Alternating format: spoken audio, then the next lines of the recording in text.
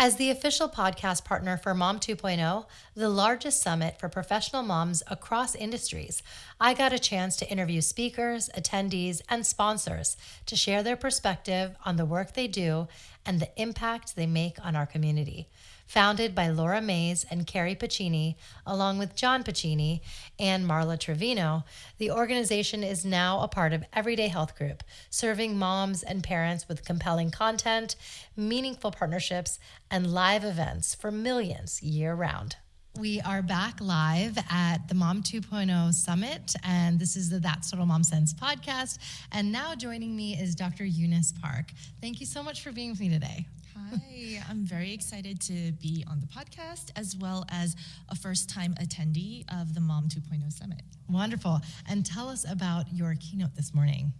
So it was such an incredible experience sharing my journey to creating Aram Modern Beauty Rituals with a group of moms, who are also creatives and entrepreneurs.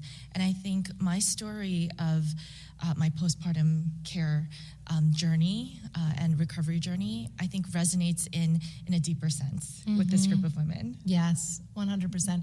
I think we look to peel back the layers right after Hi, my name is, and why not, right? Why have the pretense and why have just a superficial talk? Because I think what we really seek, especially as we're in our isolated experiences as moms, is that depth of connection. And here, you're gonna get it right off the bat once you meet someone else. No, absolutely. I think in the very few minutes that I was able to share my story and also conduct a tea meditation, like a very brief, few-minute mindfulness moment on stage, I was able to just gather that energy, and I think that the level of just support and encouragement that you feel also from the audience is quite amazing. Yes. And what would you say are your first thoughts? Because some might have, their beliefs around it. But when I say self-care, what does that bring up for you? I think that self-care now, it can mean a lot of things. And I think to some people, it means taking a bubble bath or lighting a candle. Yeah. But the discussion this morning was that self-care runs much deeper than that. Yes. And self-care for me at this point is having a very quiet moment to myself to process and just reflect on my day. Yeah. And there's this craving. I feel like more now than ever before, I'm craving time where I don't have my phone. Yeah. And and the kids are in bed. Right, I know that. Yeah, that's nice quiet time for sure. And then I'm looking away from email, right? And of course, being in the beauty and aesthetic space, I do think that, elements of skincare and taking care of myself and living a more healthy lifestyle also brings in just a more positive perspective. Yes. Yeah, overall. Yes. And I mean, not that I want to bring up the cliche, but beauty is skin deep and it's from the inside out. And I love that you started on the inside, looking within, making sure to take a pause and enjoy that silence with yourself. I think if you start there, everything else is a bonus.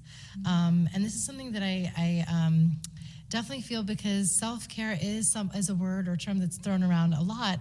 And when I think like, going for a mani or pedi, that's grooming. It's not necessarily I'm taking care of myself, It has to be something deeper. And with skincare, I think the idea of rituals, that definitely feels like you are, because it's something that you've created as a sacred time where that's all yours, and what you're doing with that time is, it's something that's like special, And you mentioned self-care. I mean, I shared today the Korean principle of kwalli, and kwalli is a term in its literal sense. It means the care of, and so we kwalli our body, our skin, but it's also something that mothers tell daughters. It says, kwalli your body and well-being. Yeah. And so it's something that's passed down from generation, and it's not a term that means, like you said, grooming, right? Yeah. Which is often a synonymous term for self-care. Right. And being able to align our mind, body, and spirit, that's when I think that we feel transformed. So we feel like we're the best version of ourselves. Yes. And that's when I think that we come into just our power, our, our ability to be able to do the work that we're really meant to do. And that's the transformation I see in my patients. Thank you so much, Dr. Park. Thank So you for nice to having have me. you on. It's great to be on your podcast and to meet you. Thank you. Now I'm interviewing Jessica Eastman Stewart, founder of the Joyfully Managed Team and Family. She parlays her work life leading teams in corporate, including fighting for educational equity through Go Public Schools, to helping her clients achieve success and harmony in their households. Listen in. So Jessica, tell us a little bit about what, was that catalyst you needed to come here. Oh my gosh. Being connected to other folks who are also supporting families is so valuable. And honestly, I just texted my husband earlier today, and I've been to a number of conferences in my life, and I said, this is the most useful conference I have ever attended. It's so great. It really is. And everybody is so kind. Yeah. The location is beautiful. I know. The whole thing is a vibe. Yeah. And I feel like the connections and friendships that we make here, they are lifelong. Yeah. My first one was last year in LA, and it felt like we didn't miss a beat. A lot of the women that were all over, where we reconnected again here, and it's like, has it been a year? It doesn't feel like it. Yeah, I know. It is my first time here, and I feel like I've already met folks that I feel like I've known for a long time, and I literally just met them at the airport yesterday. Oh my God. But we're like seeing each other like, oh, hey again, good to see you. Yeah, exactly. Bestie, See you. Yeah, have you met this other person? You should connect with each other. Okay. Right, I love it. Yeah. And tell us a little bit about what you do. Yeah, I help working parents get organized both at home and also at work. Okay, nice. And so give us some hacks on organization, because I feel like that is a multi-pronged question. We have our digital organization, we have our home organization, we have our work life and household, like all of it. Yeah. And it's not just Container Store, it's more than that. Oh, it's so much more than that. I think one of my favorite strategies, and I was just talking to a bunch of moms at lunch today about this, is having a weekly family meeting. Oh. And my husband and I have been doing this for a number of years, and our kids are now starting to get to the point where they can join, but for the longest time, it was just the two of us, and it was focused on the logistics and the priorities of our family and home life, and it honestly is the thing that keeps us from feeling so overwhelmed and dropping all of the balls in our very full life. Yes, 100%. I am going to take a cue from you. What do you discuss in this family meeting? Yeah. And what's it like with 4-year-old opinions, 6-year-old opinions? Does the 2-year-old get to just stand on his head? So, folks, we're starting to incorporate our kids, but they don't come for the whole thing. Okay. And when they do come, we're asking them questions like, what went well for you this week? Is there something you want to work on this week? Is there something about how our family is working together that can be improved? But when my husband and I are there alone, and to be fully transparent, our kids are totally on screens during this time, because that's what allows us to get the focused time together. We are talking about the calendar for the week, right? Okay. What's coming up, is anything, that's where we discover ooh, I have a meeting on that day, and so I actually can't do kid pickup like normal on Tuesday, so can you do it? Or, oh, right, we're gonna have friends over on Thursday. What are we making? Awesome. Thank you so much for being here. You This are was welcome. Great. My next interview is with Deepthi Sharma, a Forbes 30 Under 30 entrepreneur who is the founder and CEO of Food to Eat, a company on a mission to unite people around the communal table and add diversity to the food community by championing small businesses from every neighborhood. She connects mom and pop owned restaurants to corporations and helped feed frontline workers and citizens in need during the pandemic. She also ran for city council in Queens, New York, 24th District, and continues to serve as an entrepreneur in residence at Barnard College, building incubators and seeing students' product ideas through to market and beyond. Take a listen. I am joined by someone who, it feels like a friend, a blast from the past, because we connected, I think it was like 2019, and then the Something like that. pandemic. Yeah, and then it was like, oh my God, we're just in a hole all alone. And here we are meeting in person for the first time. Yeah. And you're in Queens, and I'm in Jersey, and this is happening in Camelback, Scottsdale, New Jersey. I mean, know. Scottsdale, Arizona. I can't believe it. It's funny because like I feel like I've met you in person Yeah. only because on social I've followed your work and like the things that you're doing and talking about. So it's so surreal. Like when you said this is the first time, I was like, oh my God, wait, really? Yeah, How I is this know. the first time? And how many friendships do you have that are like that are just like, cultivated virtually, and it's years later that you're like, oh wow, we've been in these spaces and we're finally connecting in person. And it's funny, we're cultivating them and supporting each other like Yes. through this virtual world because we all want to see each other growing and doing really amazing, successful things. So and giving tips on how to mom or how to be a working mom or stay at home, like wherever you are in your journey. And so it's kind of cool to have that. Yeah, 100%. So tell me what you're working on now. So a lot's happened since the pandemic. Yes. I've done a lot. I ran for office. Yeah. I left my second company, but today I'm entrepreneur in residence at Barnard College, and what that means is I essentially helped create a incubator at the school where we have students apply. We take 10 students in and we help them with their entrepreneurial journeys. Wow. And since I've started 2 companies and a very mission and purpose-driven founder, they decided to ask me to come, and I've been doing that for the past couple of years. Oh my God, amazing. And can you touch on your companies? Because one, Food to Eat, Yeah. I feel like was just you paying homage to growing up in a community in Queens, and why so many families needed that support. Yeah, I mean, so Food to Eat started off as a corporate catering service where we partnered with immigrant, women, and minority-owned restaurants. And the idea was, how do we add to their bottom line? And so help them get into large corporate offices. So we worked with Warby Parker, The Skim. And when the pandemic hit, we literally went from being $1 million business to 0 in a day because everybody left work. Yeah. Nobody was going in. Everybody was remote. Right. And instead of shutting the company down immediately, I decided to figure out like what does the community need right now. And so that was, lots of people were going food insecure, right? They were working in restaurants and in places where they were needed in person, but then those jobs were kind of diminishing because the demand was clearing out. And so, yeah, we fed 500,000 New Yorkers by fundraising, grant writing, and then partnering with World Central Kitchen in Queens. And it was one of the most incredible experiences because, I've been organizing since I was a teenager. I've been showing up at protests. I've been working in the community. But to be able to do it at a time when the world was literally shut down and nobody was going anywhere was very, just rewarding. And just like I found a very different purpose for myself for my community in that time. So yeah, I was just, when people were like sheltering in place, I was like, well, tell me where I need to go. I was like carrying like 30-pound boxes of food just everywhere. So we did that. And then, I decided the company I needed to take a break from it. It was a lot mentally to just like have gone through all that. Yeah.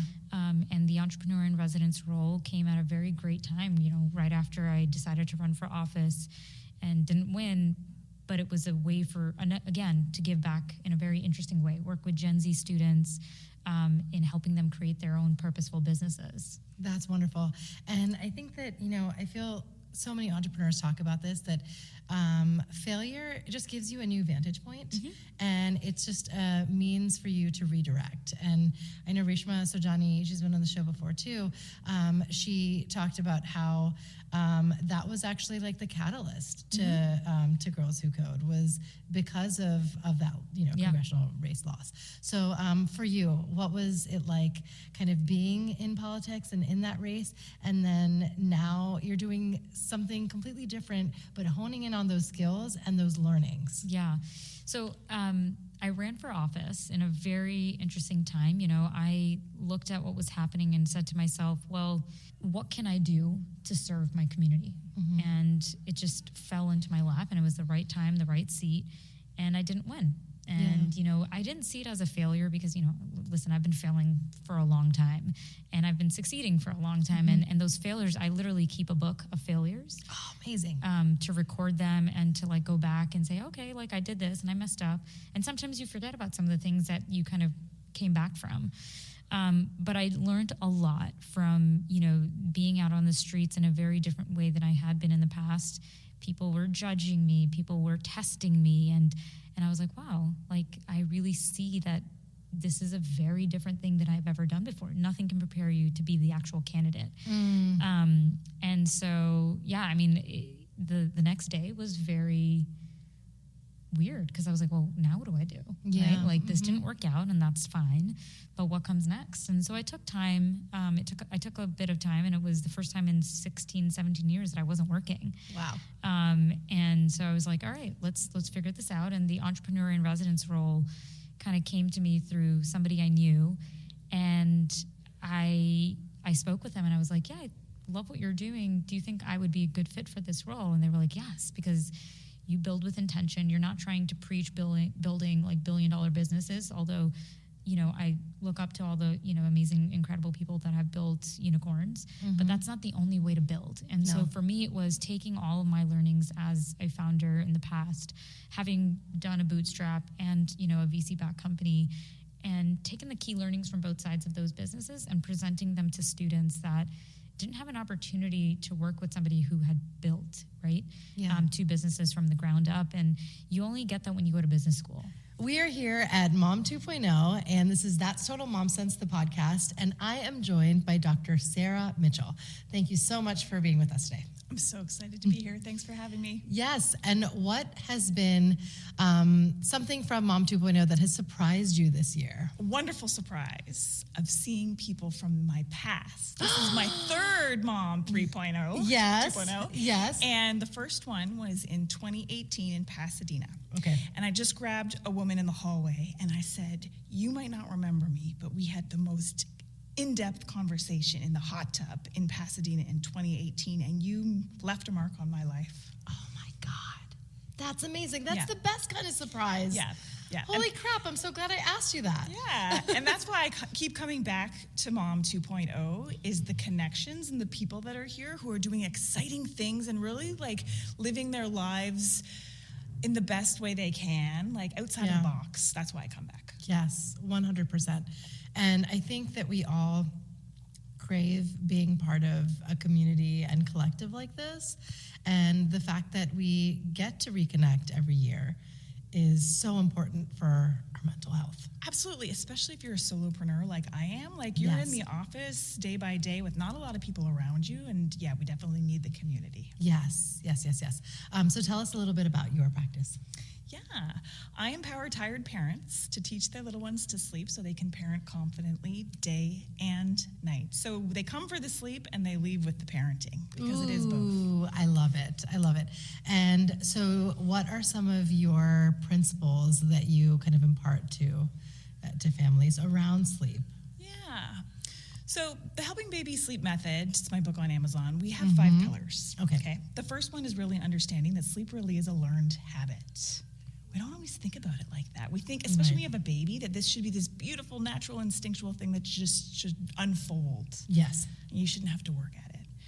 But if I said to you tonight, you can't sleep in your favorite position as an adult, and I'm going to take away your pillow, think about how frustrated that would be for you. You're going to toss and turn. Yes. But you'll learn a new way to fall asleep. And the same is true Interesting. for our littles. We just don't really think about that. So there's some mindset work, even just understanding that concept, right? Right. The second pillar is timing. So putting kids down too early or too late. So timing, for anyone listening, is the easiest thing you can work on. Okay. In helping your kiddo sleep. The third one is being an intentional feeder. So if we're using food to soothe them to sleep all the time, we're not really using it intentionally for fuel. We're using it for soothing. We're going to have to keep doing that. Right. Right? Yeah. And it's like, I feel like when you have babies and you have that nighttime feed or dream feed, eventually, stop dreaming. It's not going to be something you can do long term. Yes. Yes, exactly. Are the habits, because I think there's like 1,000 different ways to raise your family. It's just, Right. is this working for you? And is this sustainable long term? So when I'm Yes. working with newborns, we're working on gentle newborn sleep shaping to develop habits that you can maintain long term. Because sure, we love having them sleep on us. Who doesn't? We are recording live with Jenny Wu. Thank you so much for joining us. Thank you so much for having me. And is this your first time at the conference? It is. It's been amazing.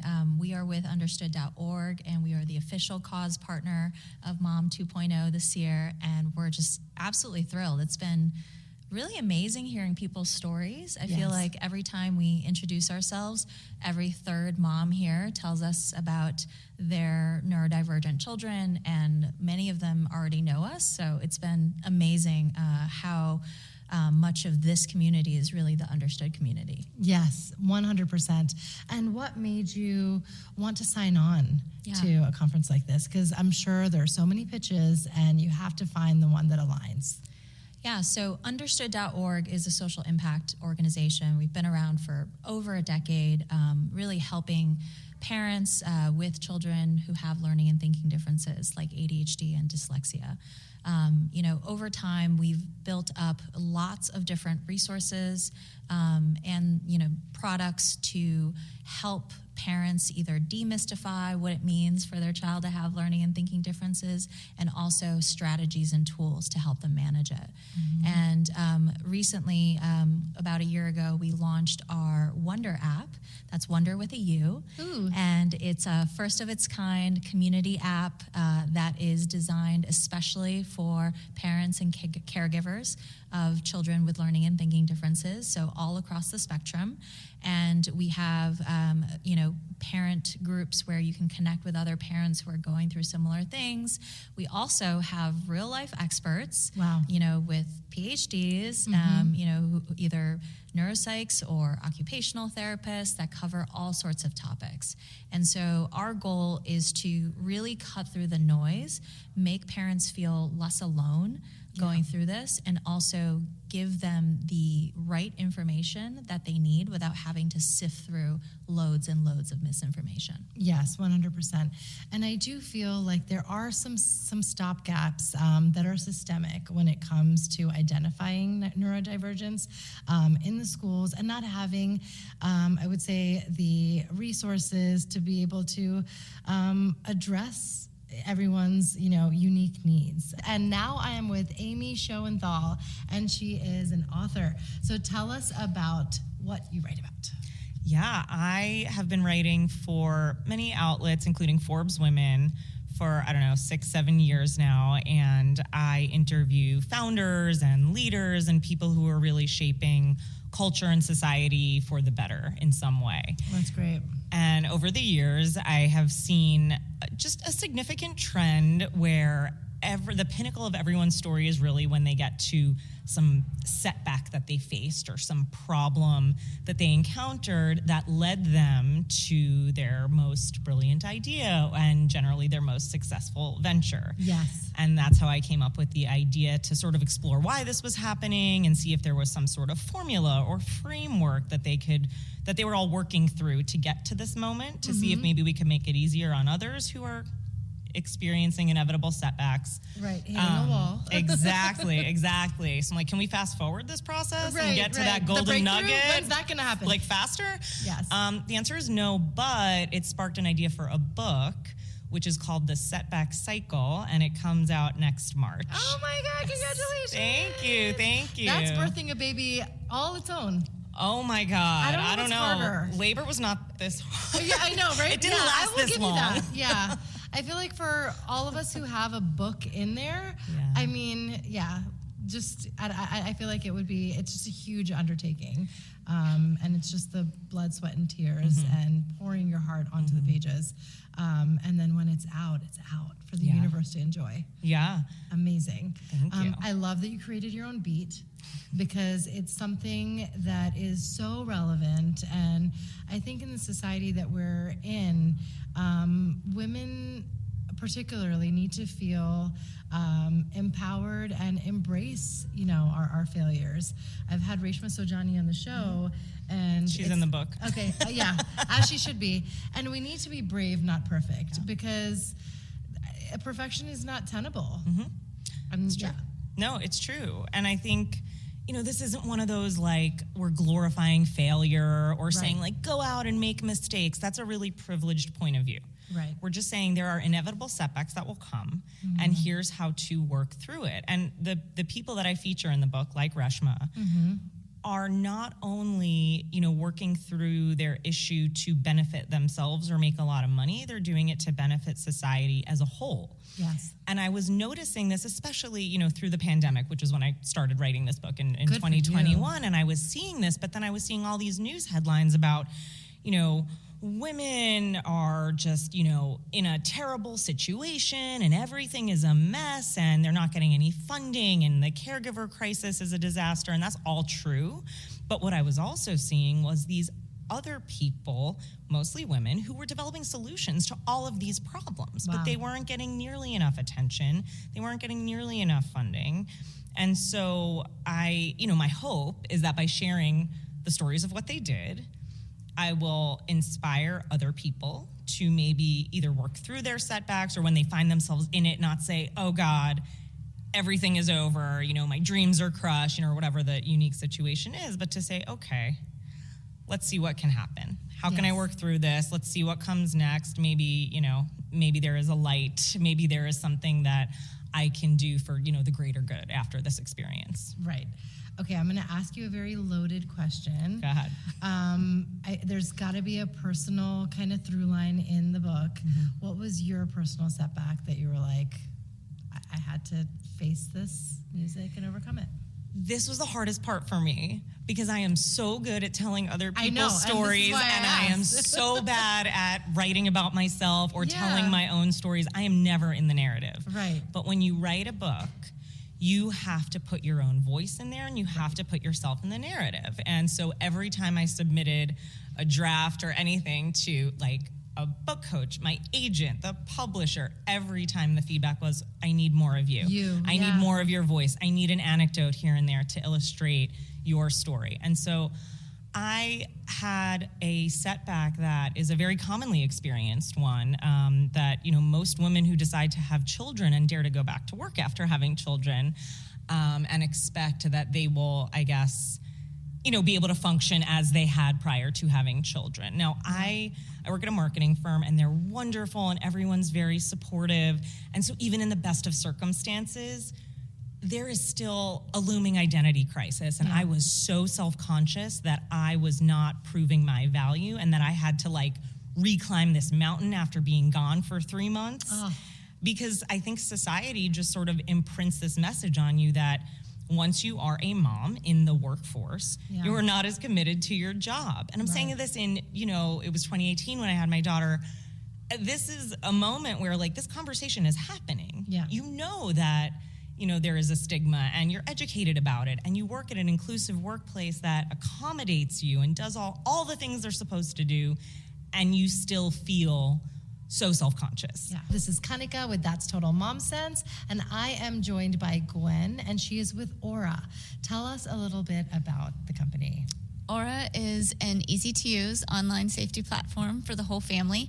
So we monitor everything that's important to you. So that's your finances, your identity, your devices, and in particular, your family. So very focused here today on sharing with people about our family solutions around parental controls and safe gaming for online predator and cyberbullying alerts. Wow.